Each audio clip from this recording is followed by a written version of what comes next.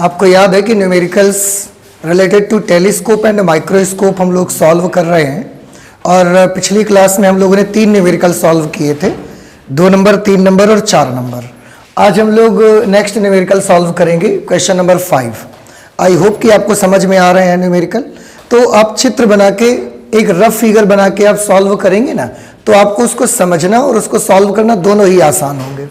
हम पढ़ते हैं ये वाला क्वेश्चन और आप देखिए कि इसको कैसे सॉल्व किया जाएगा। लिखा हुआ एक सूक्ष्मदर्शी के अभिदृश्यक तथा नेत्रिका की फोकस दूरियां क्रमशः 1 सेंटीमीटर और 5 सेंटीमीटर हैं। एक वस्तु अभिदृश्यक से 1.1 मीटर की दूरी पर रखी जाती है। एक वस्तु है, उसको अभिदृश्यक से हम 1.1 मीटर दूरी पर रखते हैं तथा अंतिम प्रतिबिंब, फर्स्ट पार्ट है अनंतता पर, सेकेंड पार्ट है स्पष्ट दृष्टि की न्यूनतम दूरी पर बनता है। जो अंतिम प्रतिबिंब है, 2 पार्ट में आपको क्वेश्चन सॉल्व करना है।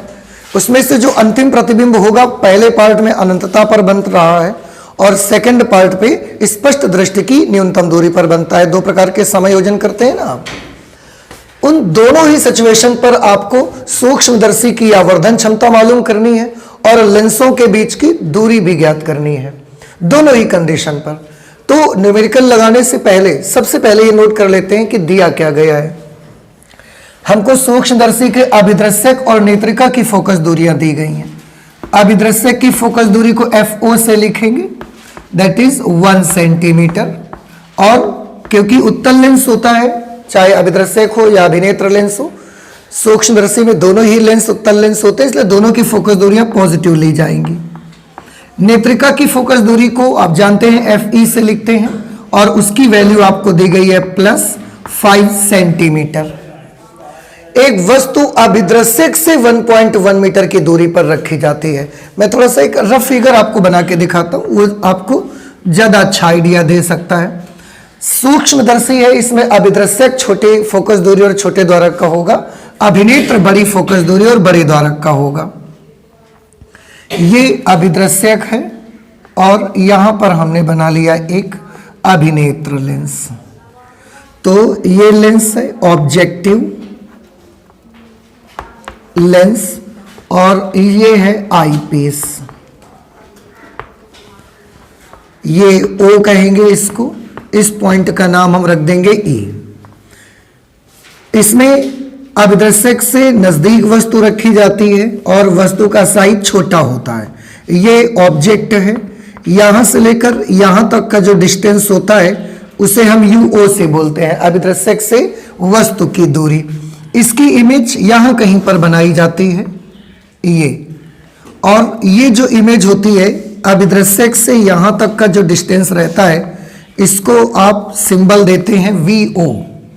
यही प्रतिबिंब जो कि अभिदृश्यक ने बनाया है, ये प्रतिबिंब नेत्रिका के लिए वस्तु का काम करता है, इसलिए इसको हम लिख देते हैं UE, नेत्रिका से वस्तु की दूरी। ठीक है ना। अच्छा, अब क्वेश्चन के अनुसार लिखा है एक वस्तु अभिदृश्यक से 1.1 मीटर दूरी पर रखी जाती है।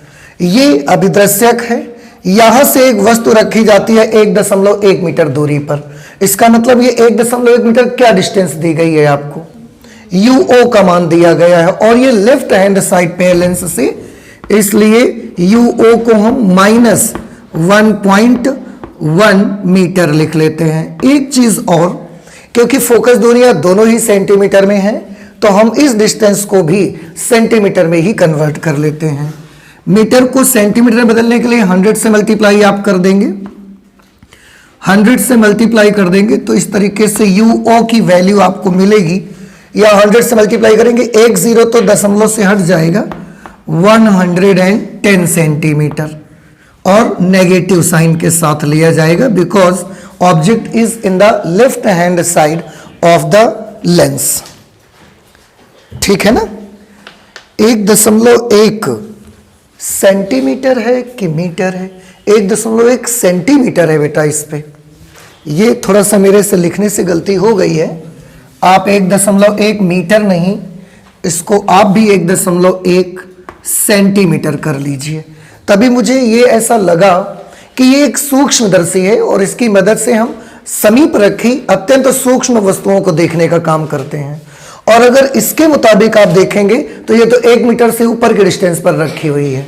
यहां से मुझे डाउट आया और मैंने चेक किया तो थोड़ी सी गलती पाई गई है इस पे।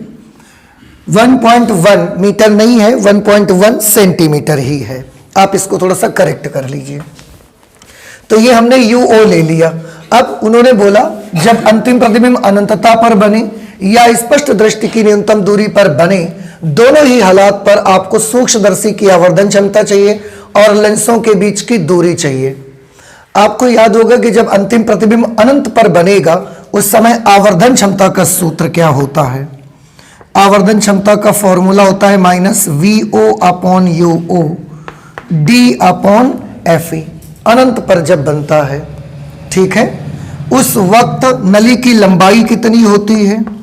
उस वक्त नली की लंबाई होती है VO+FE। VO+FE। यहां से VO डिस्टेंस पर बनता है, लेकिन वो जो इमेज होती है नेत्रिका के लिए वस्तु का काम करती है। और अगर इसने प्रतिबिंब अनंत पर बनाया है, इसका मतलब ये FE डिस्टेंस पर होता है।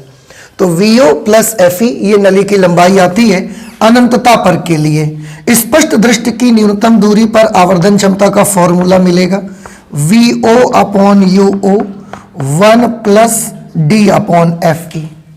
उस वक्त नली की जो लंबाई आएगी वो नली की लंबाई होगी आपकी VO+UE के बराबर होगी। ये डिस्टेंस VO होगा, उस समय ये FE के बराबर नहीं होगा, कुछ और होगा। UE मान लिया हमने इसको, तो VO+UE के बराबर लंबाई आ जाएगी।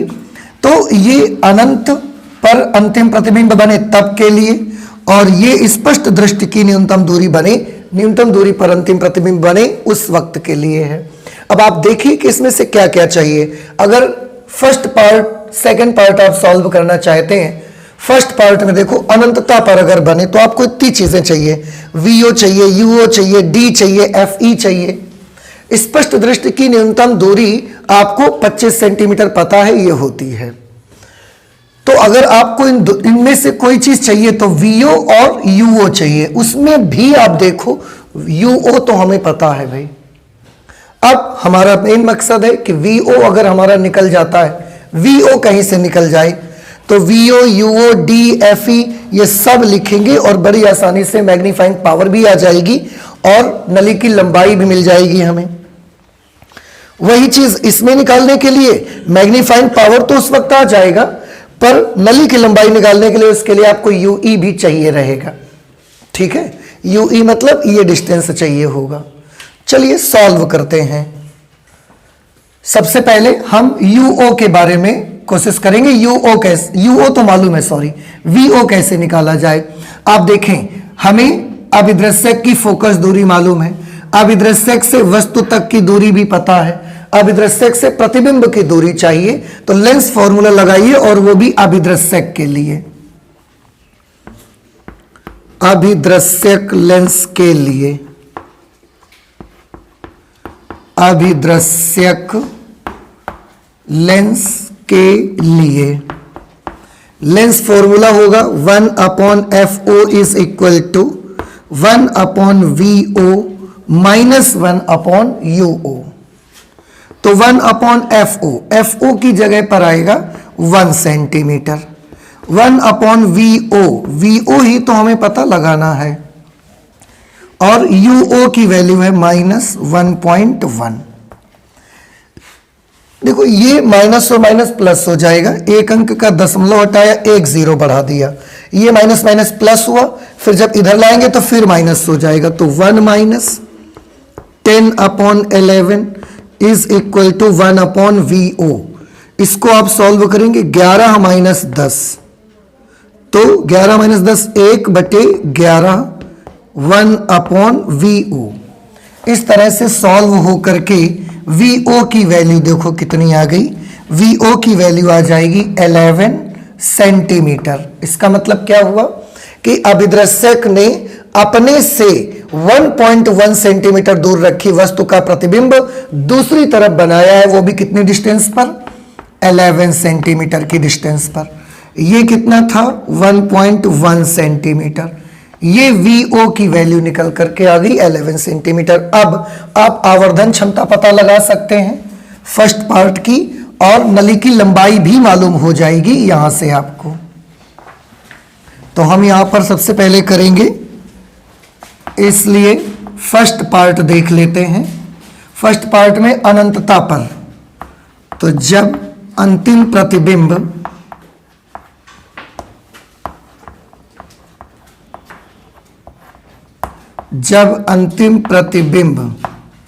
अनंत पर बने तब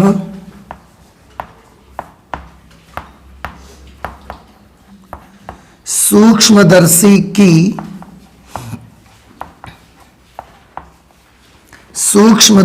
की आवर्धन क्षमता M is equal to minus VO upon UO, और अंतिम प्रतिबिंब अनंत पर है इसलिए D अपॉन FE आ जाएगा केवल।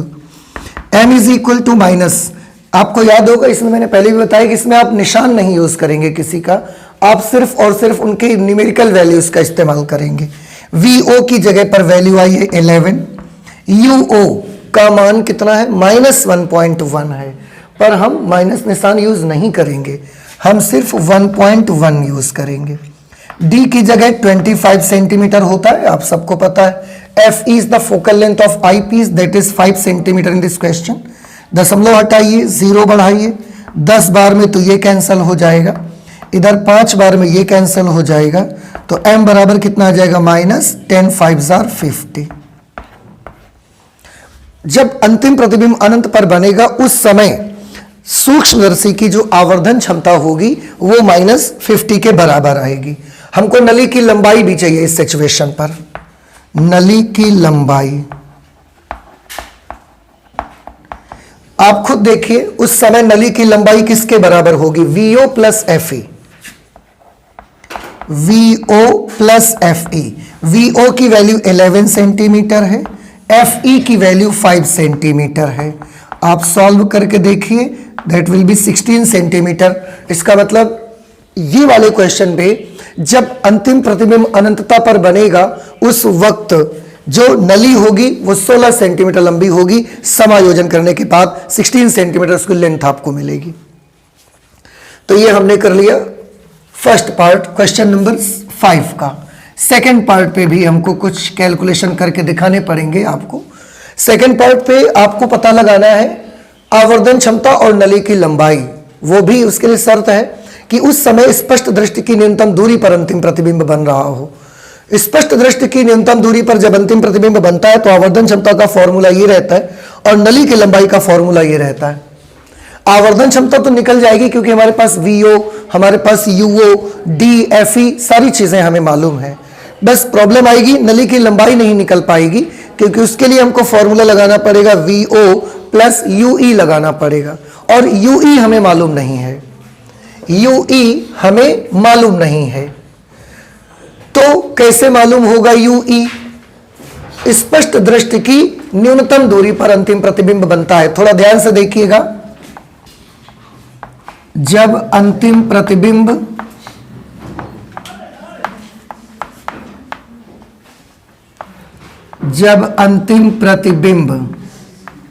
स्पष्ट दृष्टि की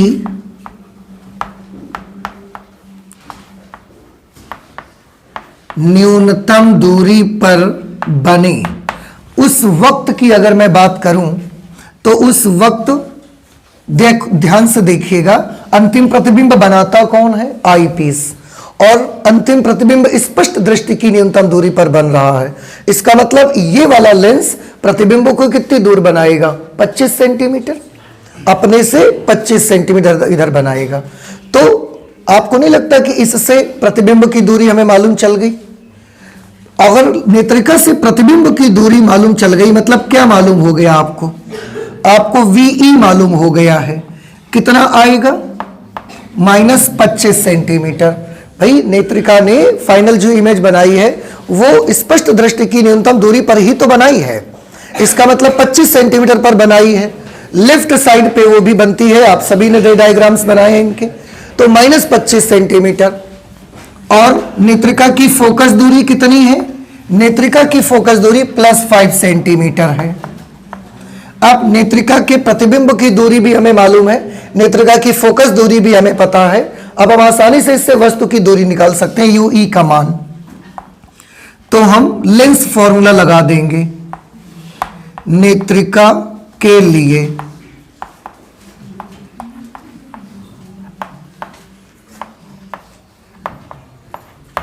नेत्रिका के लिए फॉर्मूला लगाएंगे 1/FE is equal to 1/VE minus 1/UE। 1/F is equal to 1/V minus 1/U होता है ना। तो 1/FE, FE की जगह पर 5 लिखेंगे। 1/VE, VE is -25 minus 1/UE हमको मालूम करना है। इसको इधर ले आइए, इसे उधर भेज दीजिए। ये टर्म इधर आएगी तो प्लस हो जाएगी, उधर -1/25 और ये उधर जाएगा तो -1/5। 1/UE इज इक्वल टू, बेटा देखिए 25 एलसीएम ले लिया जाएगा तो ये होगा -1 - 5।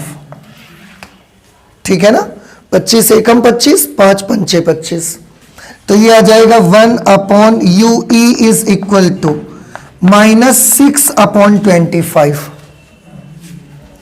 अब इसे आप जब सॉल्व करेंगे तो UE की वैल्यू आपको कितनी मिलेगी? पलट जाएगा तो UE आपको मिल जाएगा -25/6 सेंटीमीटर। अब ये नेगेटिव आया है, क्यों? क्योंकि इसके लिए ये वस्तु का काम करेगी और ये लेंस से लेफ्ट साइड पे है, इसलिए माइनस में इसकी वैल्यू आई है। अगर आप इसे कैंसिलेशन करके डेसिमल में नंबर निकालेंगे तो ये आएगा -6 चौके 24, 1 25, 1 बचा, दशमलव से हमने उसको 10 बना लिया, फिर कितना हो जाएगा? 6 एकम 6, 4 बचेगा, फिर 40 हो गया, 6 छरंग 36, फिर 40, 6 छरंग 36, यही आता रहेगा। UE की वैल्यू आएगी -4.17 सेंटीमीटर आप कर सकते हैं, और या तो 25/6 ही आप लिखे रहिए, दशमलव में मत निकालिए, रहने दीजिए, जरूरत नहीं पड़ेगी हमको, ऐसे ही बना रहने दें आप उसको। अब देखो UE निकल आई है, अब हम लंबाई भी पता लगा सकते हैं। पहले हम नली की लंबाई ही निकाल देते हैं। अच्छा, नली की लंबाई, नली की लंबाई के लिए उस समय सूत्र लग रहा है VO प्लस UE। VO कितना आया है? VO की वैल्यू 11 सेंटीमीटर आई है। UE की वैल्यू कितनी आई है? -25/6। थोड़ा ध्यान से देखिएगा कि ये माइनस का 25/6 आया है, क्योंकि नेत्रिका से ये जो वस्तु का काम कर रही है इसके लिए बाईं तरफ है, तो ये सिर्फ आपको निशान जो बताता है वो बाईं ओर बताता है। डिस्टेंस कितनी है? वो 25/6 सेंटीमीटर है। तो UE की जगह पर हम 25/6 ही लिखेंगे, नेगेटिव साइन इस्तेमाल नहीं करेंगे। आप सॉल्व कर लीजिए। 11 जगह 66, 66 + 25 कितना आएगा? 6 5 11 से लगा 1, 6 2 8 1 9/6, 15 6 का 90, 15 सेंटीमीटर से कुछ आसपास आ जाएगा। आप डिवाइड करके देख सकते हैं। देखो 15 बार तो पूरा पूरा भाग लगेगा, 1 बचेगा उसके बाद, फिर 6 एकम 6, कितने बचे? 4, 6 छरंग 36, 6 छरंग 36। कहने का मतलब यूं कि लगभग 15.17 सेंटीमीटर नली की लंबाई उस समय की रहेगी। अब हमें आवर्धन क्षमता भी तो पता लगानी है इस सिचुएशन पर। ये अब हम हटा दे रहे हैं, क्योंकि ये तो हमने आपको याद दिलाने के लिए लिखा था कि आवर्धन क्षमता का क्या सूत्र होगा, नली की लंबाई का क्या सूत्र होगा। बता तो हम पहले भी चुके हैं आपको। अब आवर्धन क्षमता निकाल लीजिए। आवर्धन क्षमता, आवर्धन क्षमता M के लिए फॉर्मूला लगेगा -VO/UO और 1 + D/FE। M is equal to -VO। VO कहां है? ये है 11 सेंटीमीटर। तो ये 11। UO की वैल्यू कितनी है? UO 1.1। निशान आपको याद होगा, नहीं लेंगे यहां पर हम। 1 प्लस D की जगह 25 और FE की जगह पर 5 हो जाएगा। दशमलव हटेगा, एक 0 बढ़ जाएगा, फिर 11 से 110 कटेगा, 10 बार में कैंसिलेशन हो जाएगा। इसके बाद इसका क्या होगा? तो ये 5 पंचे 25 और 5 और 1 कितना हो जाएगा? 6। इस तरीके से मैग्नीफाइंग पावर जो होगी वो 60 के बराबर आ जाएगी। तो ये दोनों ही कंडीशन पर आपके आवर्धन क्षमताओं का मान भी आ गया और दोनों ही कंडीशन पर नली की लंबाई कितनी होनी चाहिए वो भी आपके सामने आ चुकी है। अब आप ये बताइए कि क्या आपको समझ में आया या नहीं समझ में आया? आ गया है समझ में? तो बहुत हेल्प करता है अगर आप इस तरीके से फिगर बना लेते हैं। भले ये रफ फिगर है, ये कोई एक्चुअल रे डायग्राम मैंने नहीं बनाया है, लेकिन एक रफ फिगर बना लेने से हमें आइडियाज बहुत अच्छे रहते हैं कि जो इमेज वस्तु कहाँ रहेगी अभिदृश्यक के लिए, नेत्रिका के लिए वस्तु कहाँ पर होगी, तो ये सारी डिस्टेंसेस का काफी कुछ आइडिया रहता है। तो आप भी रफ फिगर में इसको बना लिया करिए, रफ फिगर, तो उससे थोड़ा सा कैलकुलेशन प्रोसेस हमारा ना इजी हो जाता है हमारे लिए। तो इस तरीके से आप क्वेश्चन सॉल्व करेंगे। और मैं बार बार आपको बता दूं, मैग्नीफाइंग पावर का फॉर्मूला जब भी लगाने जाएंगे, VO, UO, FE, D, इन सब में से किसी का निशान इस्तेमाल आप नहीं करेंगे। You will have to use only and only the numerical values of all the symbols. जितने भी सिंबल आपको दिए गए हैं उन सब की केवल और केवल न्यूमेरिकल वैल्यूज ही आपको यूज करनी है, सिंबल को निशान सहित यूज नहीं करना है। एक जगह और जैसे यहां पर आया था UE का मान माइनस में था, -25/6। यहां पर भी आप कंफ्यूज मत होइए कि VO की जगह 11 लिख दिया, UE की जगह -25/6 आप लिख देंगे, फिर वो गलती हो जाएगी। क्यों? क्योंकि 11 -25/6 का मतलब आप 11 में 25/6 को माइनस कर रहे हैं, जबकि नली की लंबाई निकालने के लिए VO और UE का जुड़ना जरूरी है। आप देख रहे हैं ना कि जब VO में UE को आप प्लस करेंगे, जोड़ेंगे, तो ये डिस्टेंस मिलेगा आपको। इसलिए यहां पर भी निशान का इस्तेमाल हमने नहीं किया है। भले UE का निशान नेगेटिव आया था, ये केवल हमको ये इंडिकेट करता है कि नेत्रिका के लिए जो वस्तु है वो बाईं ओर रखी हुई है, जबकि नली की लंबाई निकालने में हमें डायरेक्शन का कोई फर्क नहीं पड़ता है। बस मुझे तो यहां से लेकर यहां तक टोटल डिस्टेंस चाहिए था, इसलिए डिस्टेंस निकालने के लिए वो निशान आपका यहां से एलिमिनेट करना बेहद जरूरी है, अदरवाइज आपका आंसर गलत हो जाएगा। तो बहुत सोच समझ करके और बड़ी समझदारी से आप इस सवालों को सॉल्व करेंगे। एक क्वेश्चन हायर मार्क्स में ही आता है और अगर एक क्वेश्चन भी गलत हो गया तो हायर मार्क्स आपके चले जाएंगे, जो मैक्सिमम मार्क्स आपको मिलने होंगे।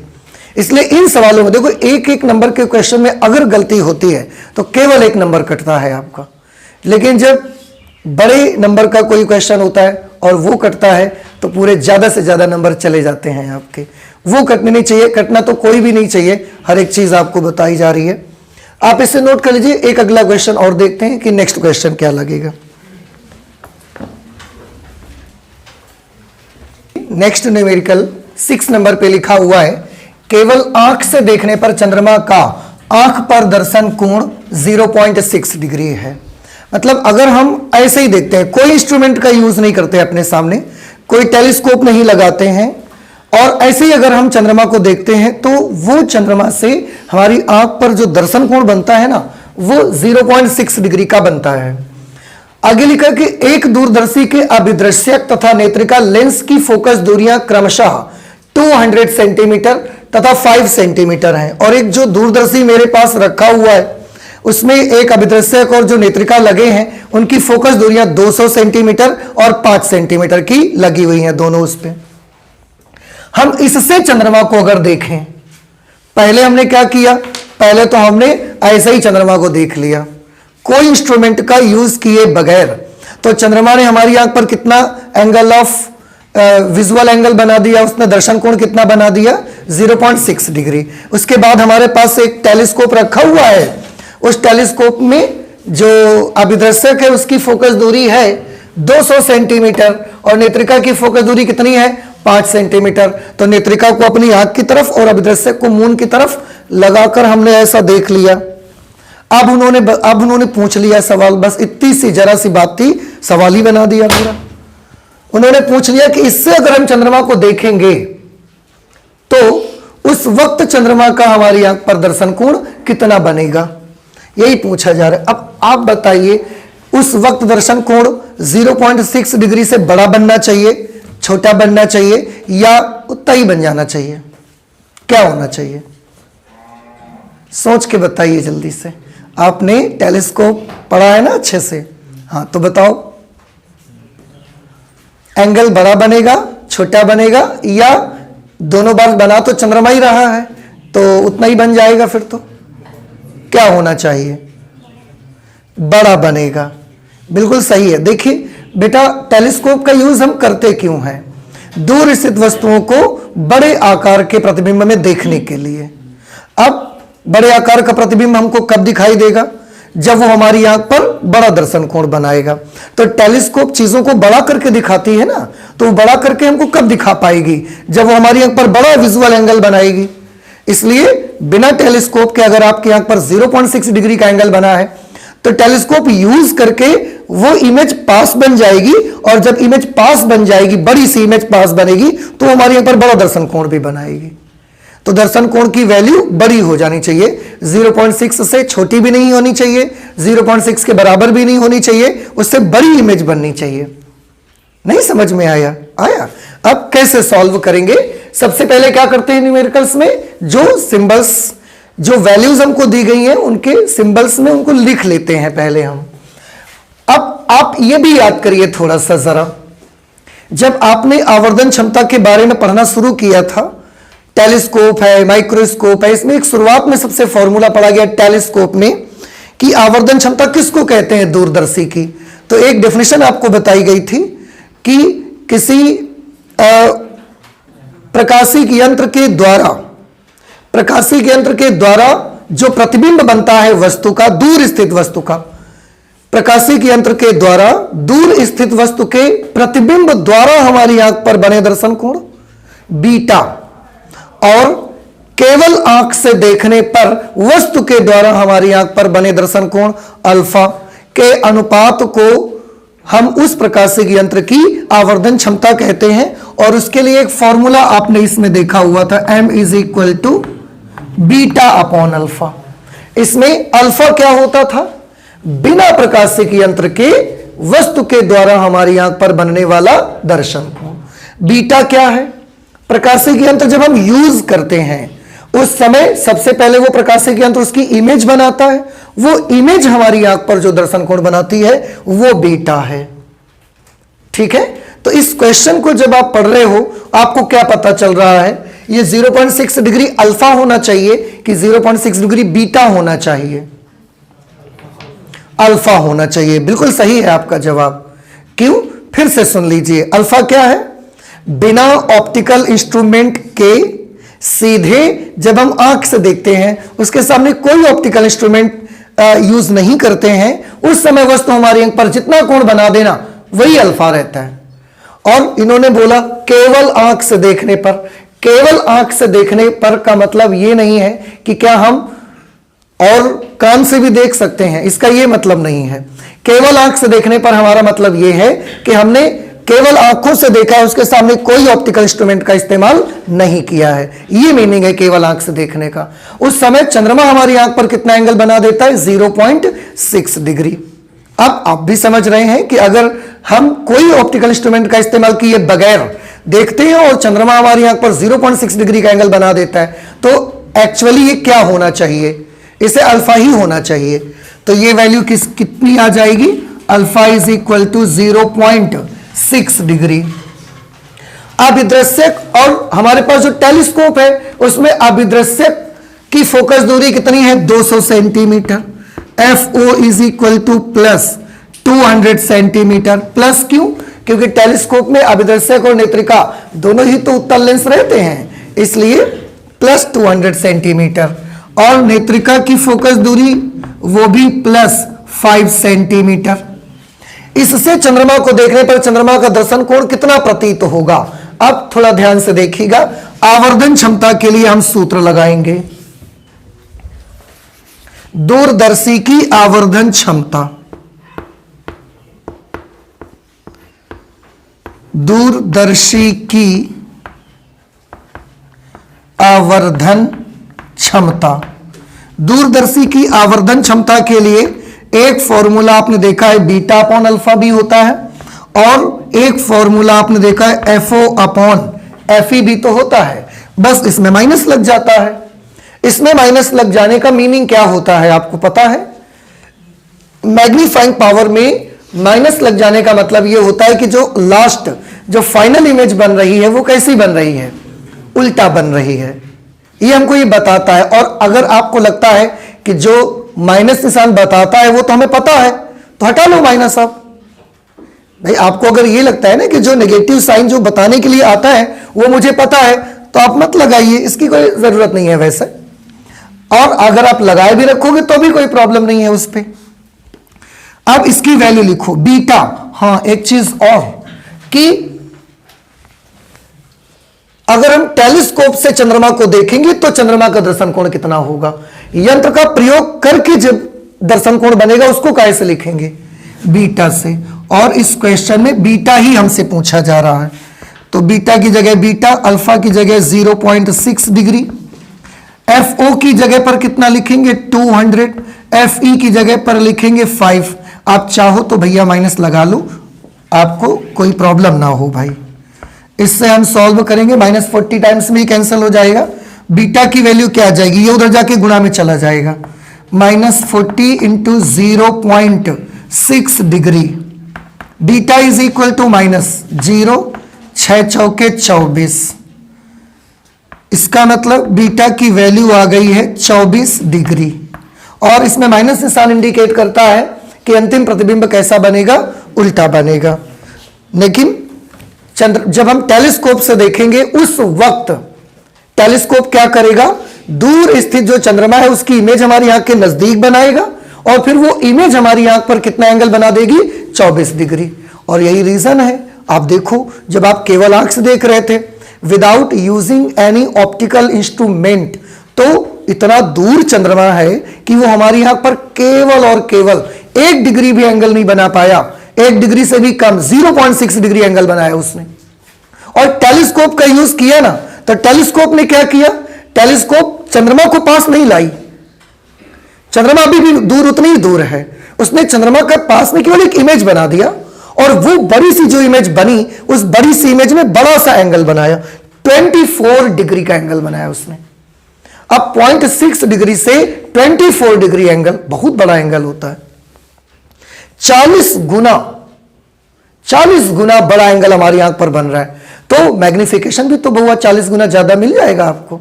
जो चंद्रमा पहले इतना जरा सा दिख रहा होगा अब 40 गुना होके दिखेगा, ये भारी दिखेगा आपको। तो उसके अंदर चीजें और क्लियर हो जाएंगी हमें, ठीक है ना। ये टेलीस्कोप का काम होता है। अभी आपको समझ आया कि नहीं आया? बड़ा अच्छा क्वेश्चन है। अगले क्वेश्चन पर आते हैं, एक खगोलीय दूरदर्शी के। तैयार हैं आप लोग? ये आ गया ना समझ में आप सभी को? कोई डाउट तो नहीं है ना किसी को?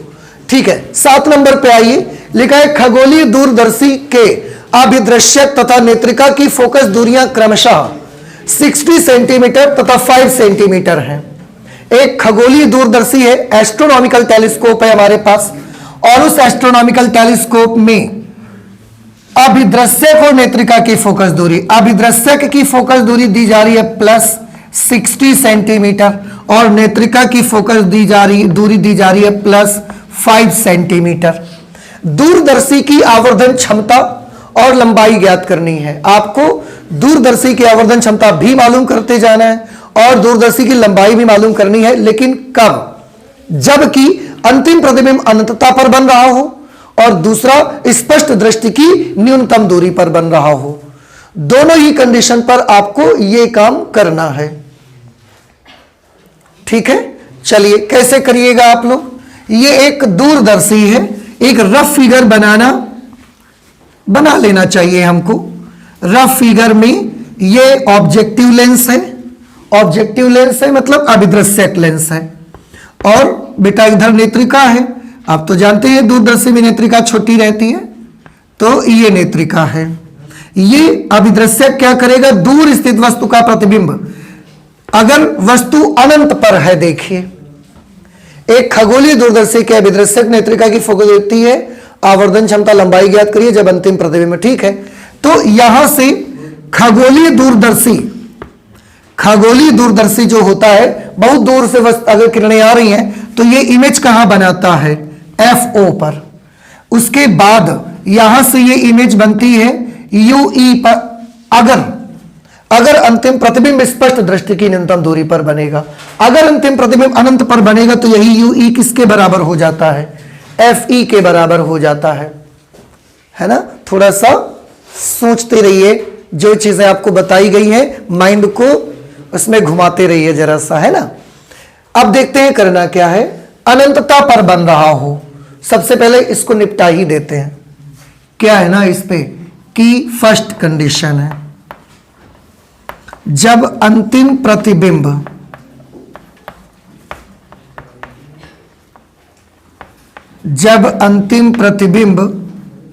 अनंतता पर बने, अंतिम प्रतिबिंब अगर अनंतता पर बनी, उस वक्त आवर्धन क्षमता का सूत्र क्या होता है दूरदर्शी के लिए, याद है किसी को, -FO अपॉन FE। बिल्कुल सही। M is equal to minus FO की वैल्यू क्या है बेटा 60 और FE की वैल्यू है +5। इस तरह से M की वैल्यू आ जाएगी -12। Magnifying power is unitless quantity, इसलिए M की वैल्यू हम केवल और केवल -12 लिख देंगे बस। नली की लंबाई भी चाहिए इस कंडीशन पे हमको। नली की लंबाई बताओ, जब अंतिम प्रतिबिंब अनंत पर बनेगा उस वक्त ये डिस्टेंस तो बहुआ FO रहेगी, उस वक्त ये डिस्टेंस कितनी होगी, UE लेनी चाहिए कि FE, अनंत पर प्रतिबिंब बन रहा है। उत्तल लेंस प्रतिबिंब को अनंत पे तब बनाता है जब वस्तु इसके सामने मुख्य फोकस पर हो, इसका मतलब FE लेना चाहिए, FO प्लस FE। FO की वैल्यू है 60 सेंटीमीटर और FE 5 सेंटीमीटर, तो 60 + 5 इज इक्वल टू 65 सेंटीमीटर। तो ये जो टेलीस्कोप दिया गया है एस्ट्रोनॉमिकल टेलीस्कोप क्वेश्चन में, उस टेलीस्कोप से अगर अंतिम प्रतिबिंब अनंतता पर बनता है तो उस समय मैग्नीफाइंग पावर आती है -12 के बराबर, और उस समय नली की लंबाई आपको मिलेगी 65 सेंटीमीटर। नहीं समझ में आया, ठीक। अब सेकंड कंडीशन पर आ जाइए। स्पष्ट दृष्टि की न्यूनतम दूरी पर बन रहा हो, जब अंतिम प्रतिबिंब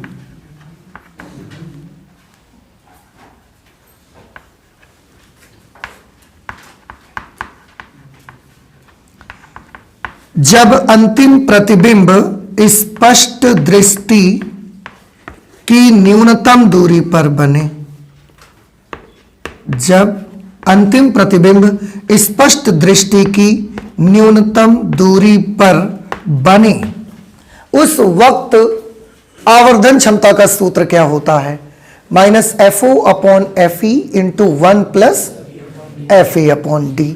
तो वैसे तो आवर्धन क्षमता के लिए तो सारा कुछ हमको पता है, उस समय नली की लंबाई कैसे निकालोगे आप, नली की लंबाई निकलेगी FO + UE से, तो UE नहीं मालूम हमको, देखा ना आपने, UE के बारे में हमें कोई नॉलेज नहीं है अभी, तो UE निकाल लो। कैसे निकालोगे, नेत्रिका की फोकस दूरी बहुआ कितनी है देखो, +5 सेंटीमीटर, और नेत्रिका इमेज कहां पर बना रही है, हाँ जी, नेत्रिका इमेज कहां बना रही है, यो का लिखा है, पढ़ो जरा एक। जब अंतिम प्रतिबिंब स्पष्ट दृष्टि की न्यूनतम दूरी पर बने, कैसे चलेगा भेजे पे, अंतिम प्रतिबिंब बनाता कौन है, नेत्रिका, तो नेत्रिका के द्वारा प्रतिबिंब कहां बन रहा है, स्पष्ट दृष्टि की न्यूनतम दूरी पर, मतलब 25 सेंटीमीटर दूरी पर। तो नेत्रिका के लिए प्रतिबिंब कितनी दूर है, हाँ, तो यही तो हम पूछ रहे थे, हम कौन सा आपसे मार चाइनीज भाषा में बात कर रहे हैं। तो VE का मान यहां पर कितना आ जाएगा, -25 सेंटीमीटर। एफ ई का मान प्लस 5 सेंटीमीटर है ही, जरूरत है तो हमको यू ई निकालने की आवश्यकता है। देखो ये सब चीजें ना, इसीलिए मैं एक रफ फिगर बना दिया करता हूं। सब चीजें आप थोड़ा अंदर से फील लाइए, इसके लिए इमेजिन करिए, सोचिए, माइंड को चारों तरफ चलाते रहिए, कहां से क्या ला सकते हैं हम, कर सकते हैं, ठीक है ना। अब यू ई निकालना है तो क्या करिएगा, अब बताओ। अच्छा क्या करें हम, 7वां लगा रहे हो, 6 न्यूमेरिकल लगा चुके हो, इससे पहले क्या करना चाहिए, लेंस फॉर्मूला लगाना चाहिए। बहुत अच्छे, लेंस आता सब कुछ है तुम लोगों को ना, बस बोलते नहीं हो। आप सोचते हो कहीं मास्टर साहब भी ना सीख जाए यही सब चीजें। 1/f is equal to 1/ve minus 1/ue। fe की वैल्यू कितनी होगी बउआ बताओ, +5। ve का मान बेटा -25, 1/ue। सॉल्व करो, इसको इधर ले आओ, इसको उधर भेज दो, तो 1/ue इज इक्वल टू -1/25 -1/5, ऐसा ही आ जाएगा ना। ये इधर आएगा, ये उधर जाके माइनस हो जाएगा। 1/ue इज इक्वल टू, ये एलसीएम ले लो 25, तो ये बनेगा -1, ये बनेगा -5। 1/ue इज इक्वल टू -6/25, या ue is equal to -25/6 centimetre, ठीक है ना। तो ये क्या आ गया है कि जब अंतिम प्रतिबिंब स्पष्ट दृष्टि की न्यूनतम दूरी पर बन रहा है, उस समय नेत्रिका के लिए जो भी वस्तु का काम कर रहा है, वो वस्तु उससे बाईं तरफ 25/6 सेंटीमीटर दूरी पर रखी हुई है। मतलब उस वक्त ये वाला जो डिस्टेंस है, ये 25/6 सेंटीमीटर है, ये डिस्टेंस। इमेज तो 25 पर बन गई जाकर के, पर ये डिस्टेंस 25/6, 25 का 6वां भाग के बराबर ही वो डिस्टेंस केवल है। अब हम दोनों ही काम बड़ी इजीली कर सकते हैं। आवर्धन क्षमता के लिए सूत्र लगा लो, -FO/FE 1 plus FE/D, because this is astronomical telescope. In microscope this term is D/FE, but in astronomical telescope this is FE/D. ये आपको बहुत अच्छे से याद रखना है, भूलना नहीं है, नहीं तो आपकी एक छोटी सी गलती आपका आंसर गलत करवा सकती है, ठीक है ना। ओके, FO की वैल्यू बताओ। अरे देखो बउआ, FO/FE का मान तो 12 आ जाएगा भाई, 60/5 करोगे ना आप तो 12 आ जाएगा, तो ये -12 लिख दिया। FE/D, FE का मान कितना है, तो 1 + 5/25। इसे हमने सॉल्व किया तो -12 इंटू ये 25, 1 + 1/5, एलसीएम लीजिए, क्या आ जाएगा 6/5, 5 एकम 5 + 1 6/5। इससे हमने कैंसिल कर दिया 1.2 टाइम्स में, 5 से 6 को कैंसिल करेंगे, 12 पंचे 60 होते हैं ना, तो 1.2 पंचे 6 भी तो होते हैं।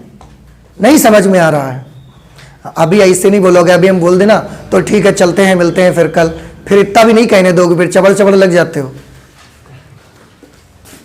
m इज इक्वल टू 12 का 12 से गुणा करके बताइए, 144 और एक अंक पे दशमलव, ये मैग्नीफाइंग पावर आ गया उस समय -14.4।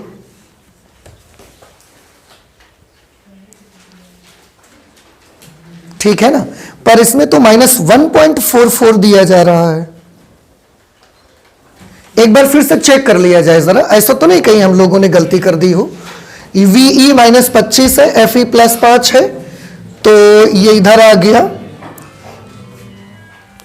-1/25, उधर जाके -1/5, तो 25, 25/6 -FO/FE 12 आ गया, 1 + FE, FE है 5, 25, 5 एकम 5, 6/5, और 5 से उसको काटेंगे 1.2, सही तो है यार, वो गलत है उनका आंसर।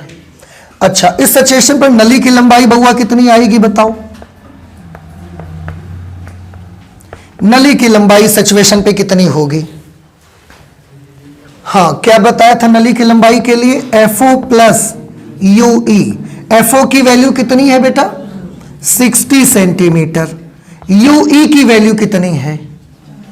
UE आया हुआ है 25/6। 25/6 आया हुआ है।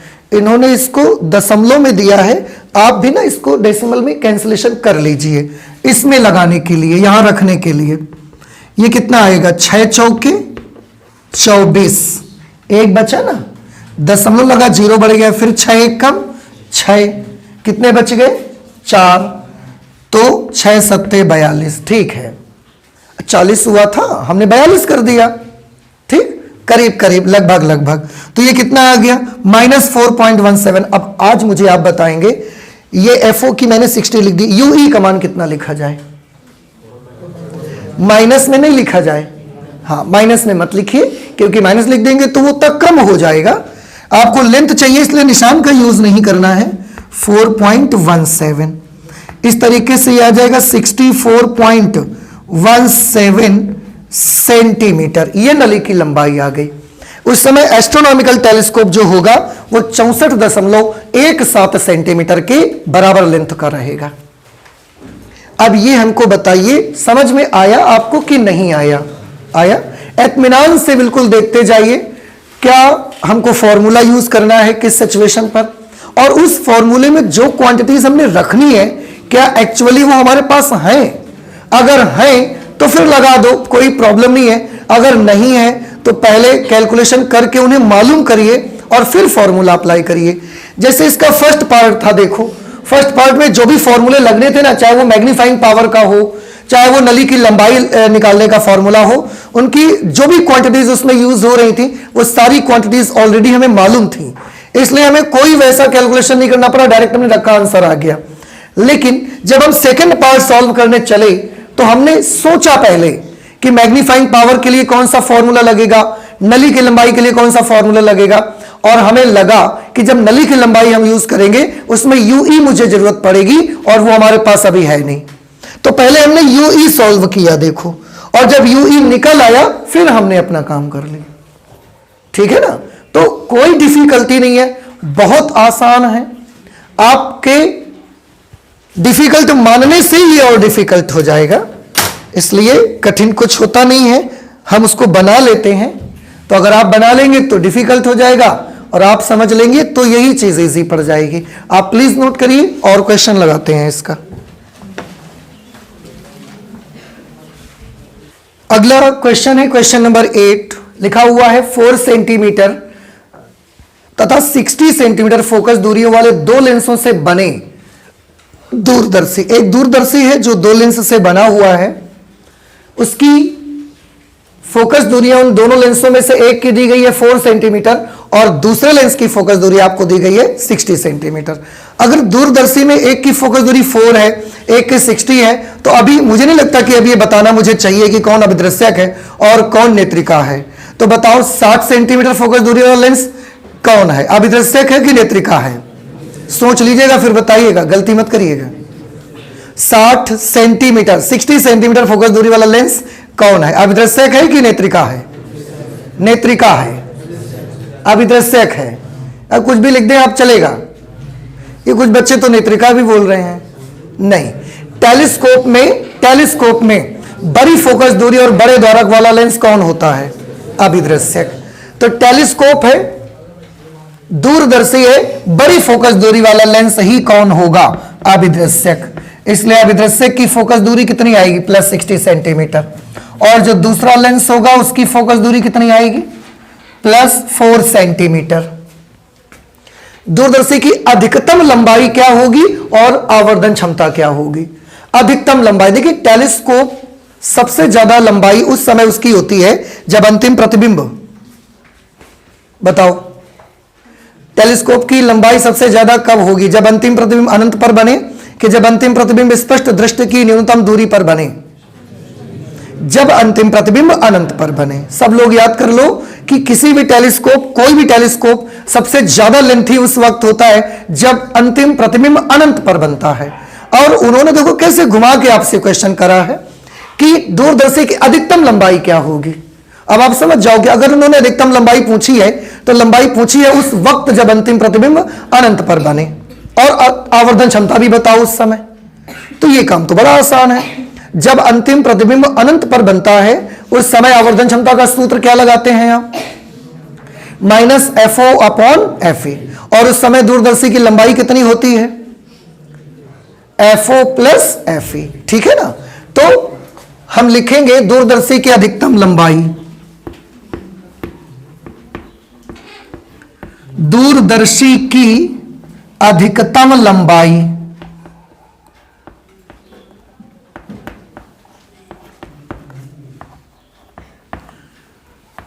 दूरदर्शी की अधिकतम लंबाई का क्या सूत्र बताया मैंने, FO प्लस FE। FO है 60 सेंटीमीटर, FE है 4 सेंटीमीटर। इस तरह से जो दूरदर्शी की अधिकतम लंबाई है वो 64 सेंटीमीटर है। और उस वक्त दूरदर्शी की आवर्धन क्षमता भी मालूम करनी है। उस वक्त दूरदर्शी की आवर्धन क्षमता मतलब जब दूरदर्शी सबसे ज्यादा लंबा है उस वक्त उसकी मैग्नीफाइंग पावर कितनी होगी, ये आपको पता लगाना है। उसका फॉर्मूला होगा -FO अपॉन FE -60 अपॉन 4, तो ये आ जाएगा -15।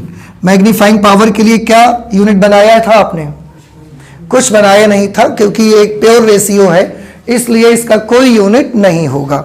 तो ये आवर्धन क्षमता -15 आएगी और दूरदर्शी की लंबाई उस समय कितनी बनेगी, 64 सेंटीमीटर।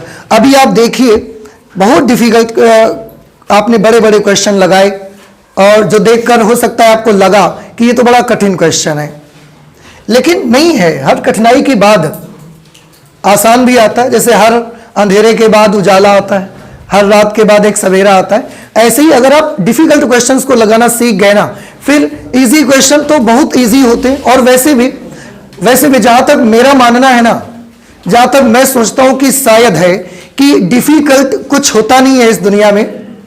डिफिकल्ट नाम की कोई चीज नहीं होती है। वो कहते हैं ना कि मान लो तो कठिन है, मान लो तो कठिन है, और अगर ठान लो तो आसान है। आप जानते हैं आपको हर वो चीज कठिन लगती है जिसको आप सिर्फ मानते हैं, लेकिन जिसको आप ठान लेते हैं ना, वो चीज कभी कठिन नहीं रह जाती है, वो हमेशा आसान हो जाती है। और ठान लेने का मतलब ना डिटर्मिनेशन, दृढ़ निश्चय जिसको कहते हैं। आप जानते हैं दृढ़ निश्चय का पावर, डिटर्मिनेशन।